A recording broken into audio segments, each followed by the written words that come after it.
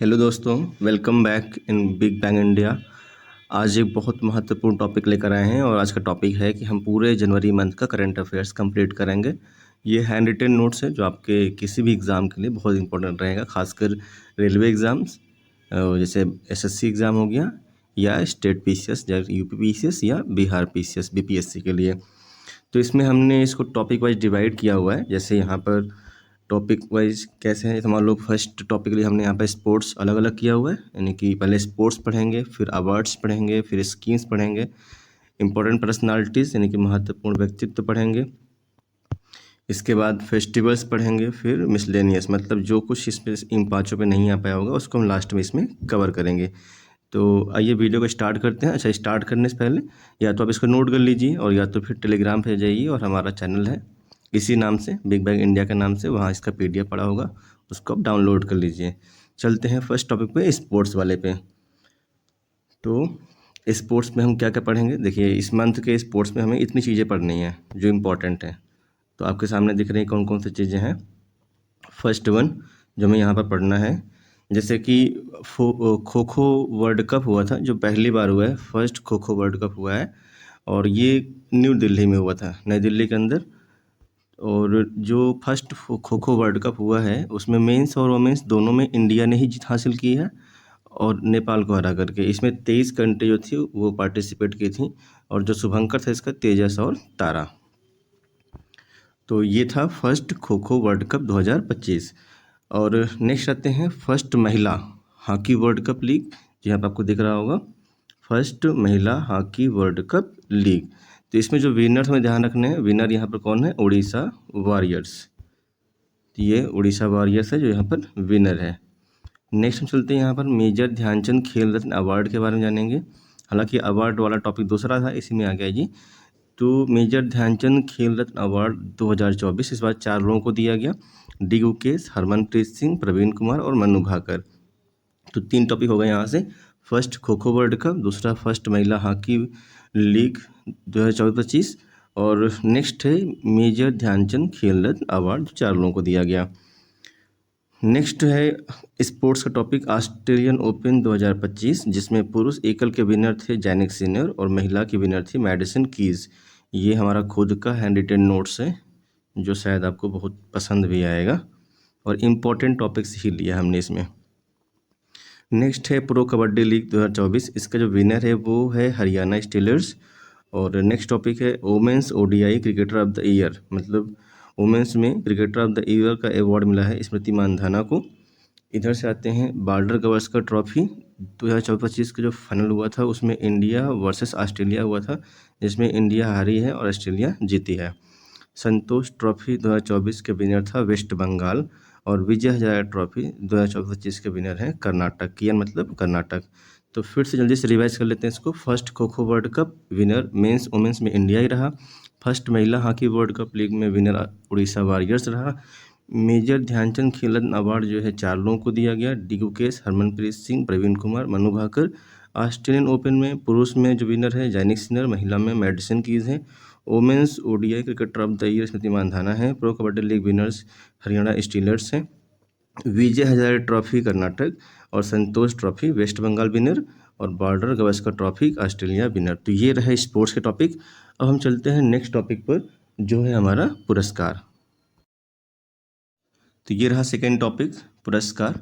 इसमें जो important awards दिए गए हैं उस पर हम बात करेंगे। तो अभी रिसेंटली पद्म अवार्ड्स की बात की गई थी, तो पहले उसकी हम बात करते हैं। यहाँ पर टोटल जैसा पद्म पुरस्कार दिए गए हैं 139, तो आपको नंबर ध्यान रखने हैं। और 139 में कितने किसको दिए गए, जैसे पद्म विभूषण 7 लोगों को दिया गया, पद्म भूषण 19 लोगों को दिया गया, पद्म श्री 113 लोगों को दिया गया। कुछ इंपॉर्टेंट नाम भी ध्यान रखने, खासकर आपको जो पद्म विभूषण 7 लोगों को दिए गए हैं ये नाम तो बिल्कुल याद कर लेने हैं, क्योंकि ऑप्शन देख के ऐसा पूछता है ना कि इसमें से किसको नहीं दिया गया।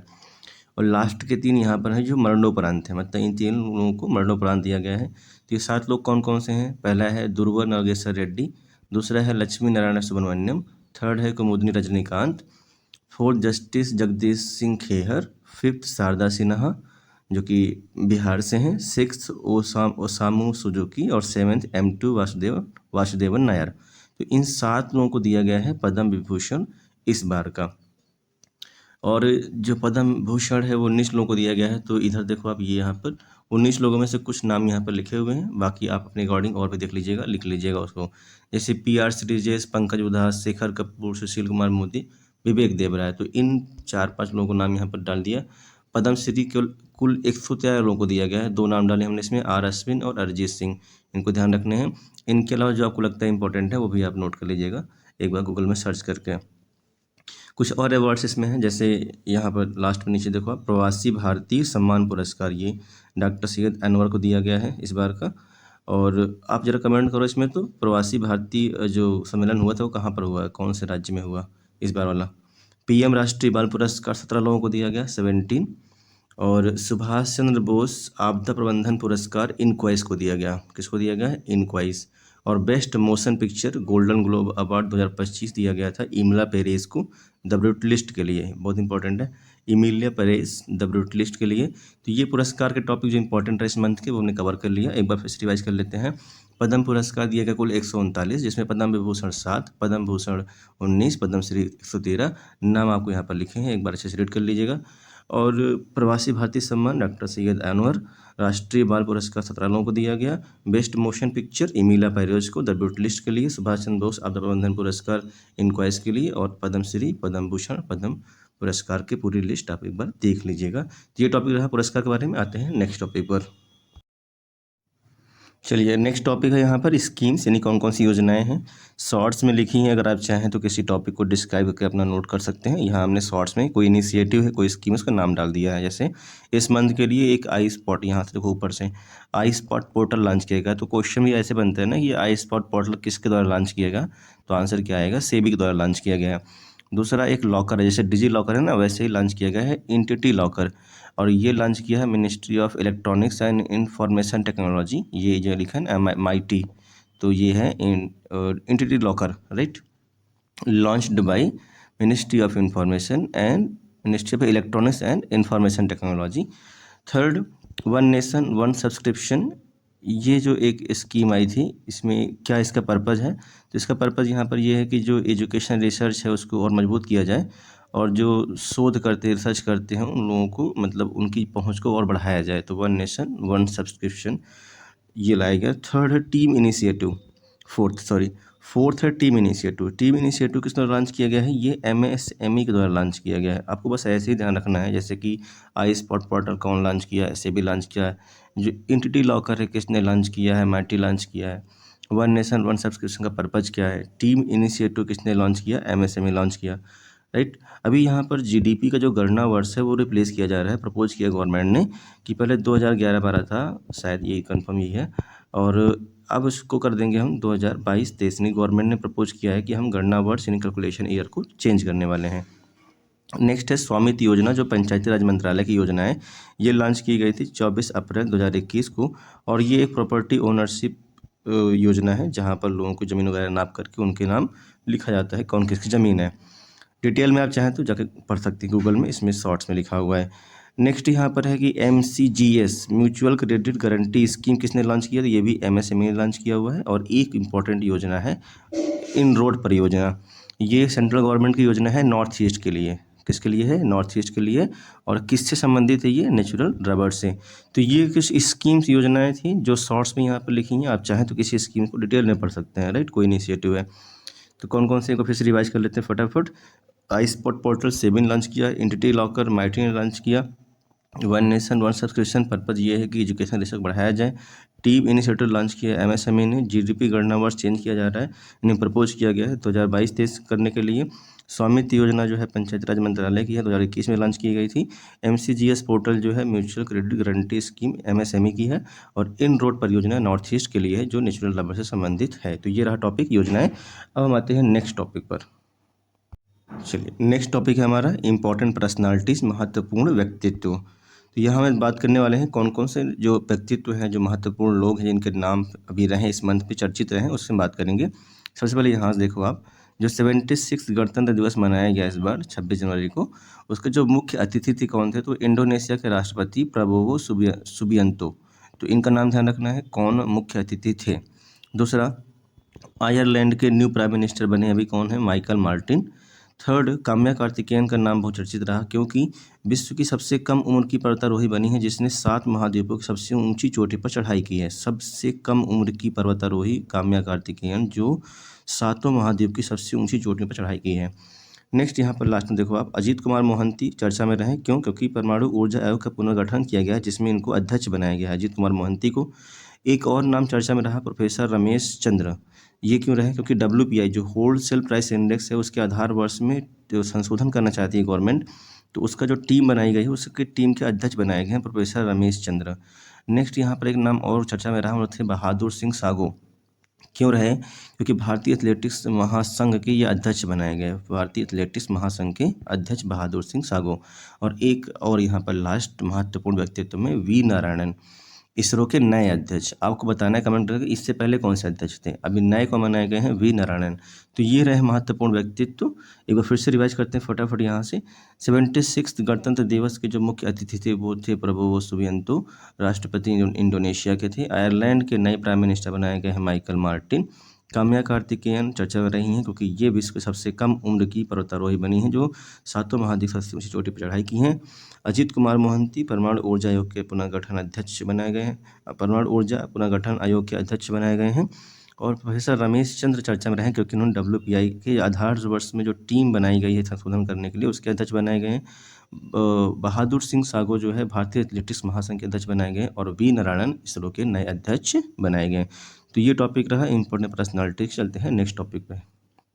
चलिए नेक्स्ट टॉपिक है त्यौहार, मेले, मिशन, राज्यों आदि की खबरें, मतलब कुछ इंपॉर्टेंट खबर रही होंगी तो उसकी बात करेंगे। तो यहाँ से ऐसे स्टार्ट करेंगे, ऐसे घूमते हुए चलेंगे, ठीक है। सबसे पहले यहाँ देखो एक्जियोम मिशन 4, राइट, जो कि एक प्राइवेट मिशन है, आई थिंक अमेरिका का मिशन है, प्राइवेट कंपनी है जो कि इंटरनेशनल स्पेस स्टेशन पर पायलट्स को भेज रही है। और इसमें हमारे इंडिया से एक लोग को सिलेक्ट किया गया, उनका नाम है शुभांशु शुक्ला। इनको as a pilot, team pilot इनको सिलेक्ट किया गया। तो आपको इंपॉर्टेंट नाम इसमें ध्यान रखना है, Shubhanshu Shukla selected as pilot for Axiom 4 mission. दूसरा यहाँ पर ये ध्यान रखना है कि नगोवा जात्रा त्यौहार मनाया गया अभी रिसेंटली, कहाँ मनाया गया? तेलंगाना में। और ये ट्राइब है गोंड ट्राइब, वो इसको सेलिब्रेट करती है, नगोवा जात्रा फेस्टिवल या त्यौहार। नेक्स्ट नंबर 3 यहाँ पर ध्यान रखना आपको, ये नंबर थर्ड है भुज हिस्टोरिकल वाटर सिस्टम और मूसी नदी के ऐतिहासिक भवन। ये यहाँ पर लिखा हुआ है भुज हिस्टोरिकल वाटर सिस्टम, मूसी नदी के ऐतिहासिक भवन जो कि हैदराबाद में है। इनको रिसेंटली अभी वर्ल्ड मोन्यूमेंट वॉच सूची में शामिल कर लिया गया है, 2025 में ही शामिल किया गया है। जनवरी में ये न्यूज़ चर्चा में रही। कौन कौन से? भुज हिस्टोरिकल वाटर सिस्टम और मूसी नदी के ऐतिहासिक भवन। नेक्स्ट यहाँ पर है CRPF के नए महानिदेशक बनाए गए हैं, DG यानी कि डायरेक्टर जनरल। कौन? ज्ञानेंद्र प्रताप सिंह CRPF के नए महानिदेशक बनाए गए हैं। और नेक्स्ट हम यहाँ चलते हैं भारत की छठवीं खगोलीय वेधशाला एस्ट्रोनॉमिकल टेलीस्कोप, जिसका नाम रह गया सत्येंद्रनाथ बोस के नाम पर, कहाँ पर ओपन की गई है? पंचेत हिल, वेस्ट बंगाल के अंदर। एक गरुड़ाक्षी ऑनलाइन पोर्टल लॉन्च किया गया FIR प्रणाली के लिए, अगर आप वन्यजीव अपराध कोई करता है तो उसके लिए। कहाँ पर लॉन्च की गई है? कर्नाटक में। तो अपना ध्यान रखना है गरुड़ाक्षी पोर्टल किसके लिए, कौन लॉन्च किया है? कर्नाटक में लॉन्च किया है। नेक्स्ट एक मिशन है यहाँ पर स्पेडेक्स मिशन। तो यहाँ पर स्पेडेक्स मिशन का ही एक पार्ट कौन है? पोएम 4 मिशन, राइट, इसी के अंदर है। तो स्पेडेक्स मिशन चर्चा में रहा। इसमें क्या था कि इसरो का पहला स्पेस डॉकिंग मिशन है जो कि लॉन्च किया गया है PSLV C60 के द्वारा। स्पेडेक्स मिशन इसरो का पहला स्पेस डॉकिंग मिशन है और इसी के तहत पोएम 4 मिशन है जिसमें कुछ सीड्स जो है अंतरिक्ष में भेजे गए थे, जिसमें लोबिया का सीड जो है वो अंकुरित हुआ था। तो ऑप्शन देके पूछ सकता है ना कि कौन सा सीड भेजा गया या कौन सा अंकुरित हुआ। तो किसका अंकुरित हुआ था? लोबिया का। अभी DRDO ने एक हिम कवच बनाया है। क्या बनाया है? चर्चा में क्या रहा है? हिम कवच, जो -60 से 20 डिग्री सेल्सियस के बीच में काम कर सकता है। और इसरो का जो 100वां मिशन है, नीचे देखो यहाँ पे 100th मिशन लॉन्च किया गया जिसका नाम था NVS-02। इसका नाम क्या रखा गया है? NVS-02 इसका नाम है। और इसको लॉन्च किया है GSLV F-15 से। तो ये कुछ मिशन की जानकारी थी। एक यहाँ देखो आप, ये है प्रोजेक्ट 75 P75। और प्रोजेक्ट 75 के तहत हमारे देश में 6 सबमरीन बनानी गई थी। तो जो 6 सबमरीन बनानी थी उसमें से सबसे लास्ट 6वीं आई है वो स्कॉर्पियन पनडुब्बी, उसका नाम है वाक्सीर। अब 6 कौन कौन सी हैं ये आप नोट कर लीजिएगा यहाँ पर अपना सर्च करके, राइट। 6वीं यहाँ पर लिखी है वाक्सीर, जो लास्ट है अभी यहाँ पर। एक कवचम सिस्टम लॉन्च किया गया है। कवचम सिस्टम जो है केरला ने लॉन्च किया है, किस काम के लिए? डिजास्टर मैनेजमेंट के लिए। किस काम को? डिजास्टर मैनेजमेंट के लिए केरला ने लॉन्च किया इसको, कवचम सिस्टम। और देखते हैं और क्या यहाँ पर इम्पोर्टेंट है। तो यहाँ पर कुछ बीच में यहाँ पे देखो लिखा हुआ है, राइट, ये बोस्टिंग आर्क ब्रिज, ये न्यूज में रहा, कहाँ पर है? तमिलनाडु में, और ये भारत का पहला कांच का पुल है। बोस्टिंग आर्क ब्रिज कहाँ पर? तमिलनाडु में। एक संजय प्रणाली लॉन्च की गई है। तो संजय प्रणाली किसके लिए है? युद्ध क्षेत्र में निगरानी प्रणाली है। न्यू दिल्ली में इसको लॉन्च किया गया है बाई राजनाथ सिंह, जो रक्षा मंत्री हमारे। तो संजय प्रणाली युद्ध क्षेत्र में निगरानी संबंधित है। इस साइड देखो, अभी एक मूवी आई छावा, उसमें लेजिम फोक डांस चर्चा में रहा, जो कि महाराष्ट्र का है, लेजिम फोक डांस। और एरो इंडिया शो 2025 कहाँ पर हुआ? इस बार बेंगलुरु में हुआ। ग्रीन जीडीपी को अपनाने वाला पहला राज्य कौन सा था? छत्तीसगढ़। तो ये इंपॉर्टेंट है, ग्रीन जीडीपी को अपनाने वाला पहला राज्य कौन सा है? छत्तीसगढ़, जी यहाँ पर लिखा हुआ है। और दो फेस्टिवल और जो ध्यान रखने हमको, कौन सा है? मकर विलुक्कू फेस्टिवल कहाँ पर मनाया गया? ये केरला में सबरीमाला मंदिर में मकर विलुक्कू फेस्टिवल। और एक लास्ट है कन्नुमा फेस्टिवल, जो कि तेलंगाना में सेलिब्रेट किया गया। तो इसको एक बार फिर से आप रीड कर लीजिएगा बढ़िया से, ये इंपॉर्टेंट है। कोई फेस्टिवल एग्जाम में आ सकता है, या कोई मिशन आ सकता है, त्यौहार मेले मिशन, या राज्यों की खबरें भी आ सकती हैं। तो ये टॉपिक रहा हमारा। आते हैं नेक्स्ट टॉपिक पे। ये हम आ गए अपने नेक्स्ट और लास्ट टॉपिक पर, इनकी मिसलेनियस विविध। जो कुछ छूट गया होगा उसमें हमने यहाँ कवर कर लिया है।